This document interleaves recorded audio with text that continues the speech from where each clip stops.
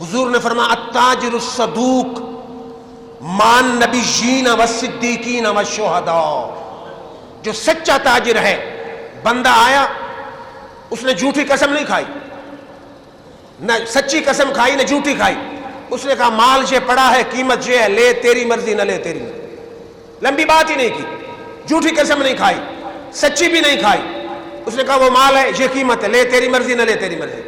حضور نے فرمایا جو تاجر ہوتا ہے سچا، مال میں عیب ہے، اس نے کہا بھائی اس میں عیب ہے، یہ صحیح ہے، عیب کی قیمت، یہ عیب والے کی قیمت اتنی ہے، صحیح کی قیمت اتنی ہے، یہ لے تیری مرضی، یہ لے تیری مرضی۔ میرے آقا نے فرمایا جو سچا تاجر ہے قیامت کے میدان میں اللہ کے نبیوں کے ساتھ ہوگا، صدیقوں کے ساتھ ہوگا، شہیدوں کے ساتھ ہوگا۔ کتنا بڑا مقام ہے، تجارت بھی کر رہا ہے پیٹ کے لیے لیکن سچ بول رہا ہے، صلہ رب کتنا دیتا ہے کہ قیامت کے میدان میں نبیوں کے ساتھ کھڑا ہوگا، شہیدوں کے ساتھ کھڑا ہوگا، صدیقوں کے ساتھ کھڑا ہوگا۔ پھر توجہ فرمائیے، حضور نے فرمایا ما اکل احد طعاما قط خیرا من ان یاکل من عمل یدیہ۔ حضور نے فرمایا کسی نے اتنا بہترین کھانا نہیں کھایا، اتنا اچھا کھانا کوئی بھی نہیں ہے جتنا اپنے ہاتھ سے کما کے کھانا کھانے کا مزہ ہے۔ کوئی کھانا اتنا اچھا نہیں ہے جتنا اچھا وہ کھانا ہے جو ہاتھ کی کمائی کے بعد انسان حاصل کرے، وہ سب سے بہترین کھانا ہے۔ اور حضور نے فرمایا اسے صرف تم اس کو حقارت سے نہ دیکھو کہ فلاں مزدوری کرتا ہے، ہاتھ سے کماتا ہے، فرمایا ان نبی اللہ داؤد کان یاکل من عمل یدیہ، اللہ کے نبی داؤد علیہ السلام اپنے ہاتھ سے کام کر کے اپنی روزی کمایا کرتے تھے۔ ہاتھ سے روزی کمانا کوئی عیب والی بات نہیں ہے، اللہ کے نبیوں کی سنت ہے، اللہ کے نبیوں کی سنت ہے ہاتھ سے روزی کمانا۔ پھر توجہ فرمائیے، اب مزدور کو کب مزدوری دی جائے؟ آپ سمجھ رہے ہوں گے موضوع میرا کیا موضوع ہے۔ حضور نے فرمایا اوت الاجیر اجرہ قبل ان یجف عرقہ، فرمایا اگر تو نے مزدور لگایا ہے کام پر، اس کے پسینے کے خشک ہونے سے پہلے اسے مزدوری عطا فرما۔ یہ نہیں ہے کہ کل آنا، کل آ جانا، کل آ جانا، میں کہیں کھا کے جا رہا ہوں، الٹا روب اور دھونس الگ ہے۔ فرمایا میں محمد مصطفیٰ کا فرمان ہے اگر کسی سے مزدوری کراتا ہے ابھی اس کا پسینہ خشک نہ ہو تو مزدوری پہلے دے دے۔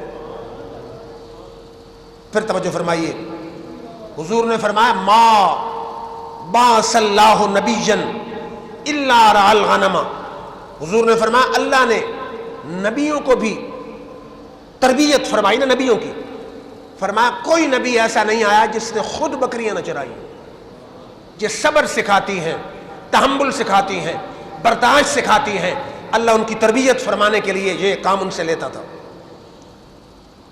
پھر جتنے اللہ کے ولی آئے ہیں نا، یہ 14ویں صدی کے ولی نہیں، جو اصل ولی تھے وہ اپنے ہاتھ سے کمائی کرتے تھے، ہاتھ سے۔ ابراہیم بن ادم بہت بڑے ولی اللہ تھے، کسی مقام پر پہنچے ہوئے تھے، کسی نے دیکھا کہ جنگل سے لکڑیاں کاٹ کر پیٹھ پر لاد کے آ رہے ہیں، ان کو بیچ کے اپنی روزی کماتے ہیں۔ کسی نے کہا حضرت اتنے مریدین بیٹھے، خلیفے بیٹھے، ان کو کہو کہ لکڑیاں لے کر آئیں اور آپ وہ بیچ کے آپ اپنی روزی کمائیں۔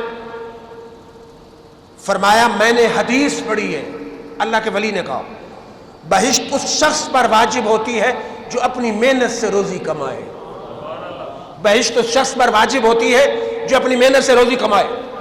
ان کا واقعہ ذرا سنیں ایک توجہ سے۔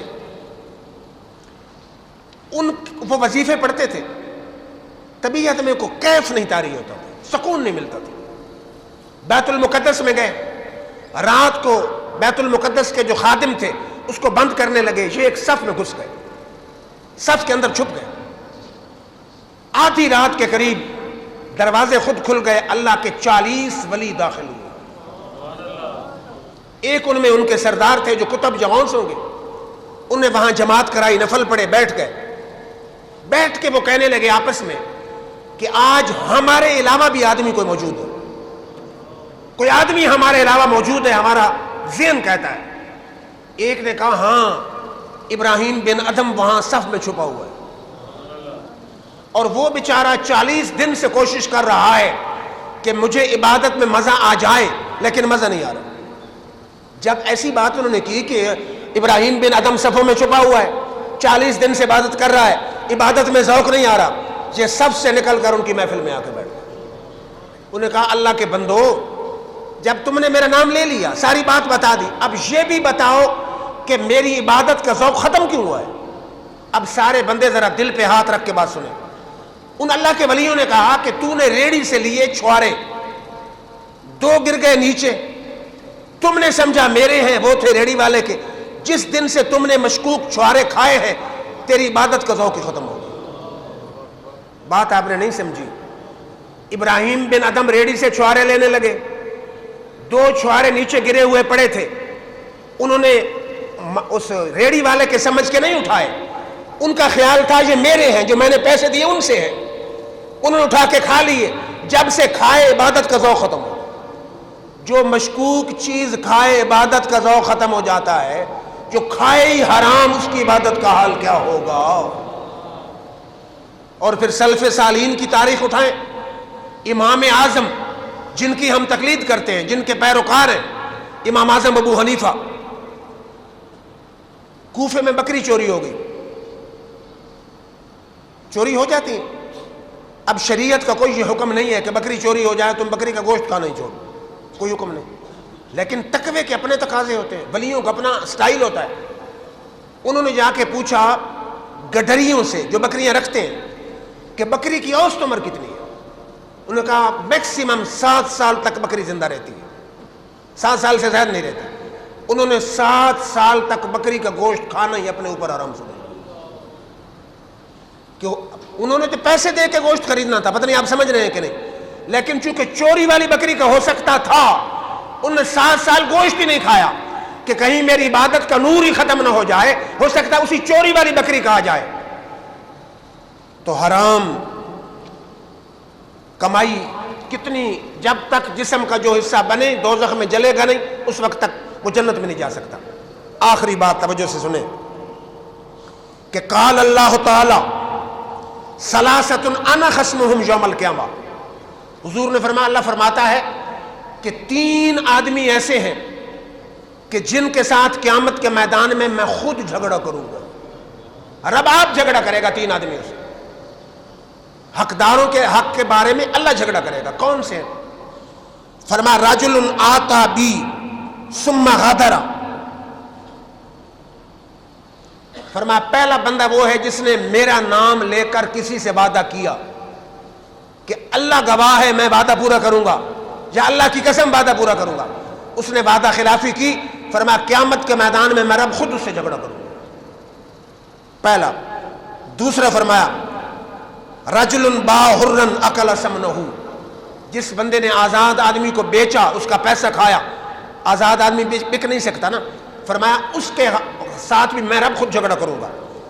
تیسرا فرمایا رجل استاجر الاجیر فاستوفى منه ولم يؤت اجرہ، تیسرا وہ ہے جس نے مزدور رکھا، مزدوری طے کی، کام لینے کے بعد اس نے کہا جا دفع ہو جا، مزدوری نہیں دیتا، فرمایا اس کے ساتھ بھی میں رب خود جھگڑا کروں گا۔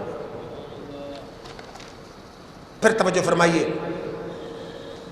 حضور نے فرمایا کہ لا یکلمہ اللہ یوم القیامہ، 3 آدمی ایسے ہیں کہ جن کے ساتھ اللہ قیامت والے میدان میں بات ہی نہیں کرے گا۔ کون سے؟ فرمایا شیخ الزانی، بوڑھا ہو گیا لیکن زنا ترک نہیں کیا، فرمایا اللہ کا ناپسندیدہ بندہ ہے، اللہ اس سے گفتگو نہیں کرے گا۔ فرمایا عائل المرہو، فرمایا دوسرا وہ بندہ جو عیالدار ہو، بال بچے بہت ہوں لیکن مزدوری میں پھر بھی تکبر کی وجہ سے مزدوری نہیں کرتا، بال بچے ہیں کماتا نہیں ہے، بیٹھا رہتا ہے۔ تیسرا الامام الکذاب، جو بادشاہ ہو اور جھوٹ بولے، وہ بھی ایسا منحوس ہے کہ اللہ تعالیٰ اس کے ساتھ بھی کلام نہیں کرے گا۔ اللہ تعالیٰ سے دعا ہے اللہ رب العزت ہمیں رزق حلال کمانے اور کھانے کی توفیق عطا فرمائے۔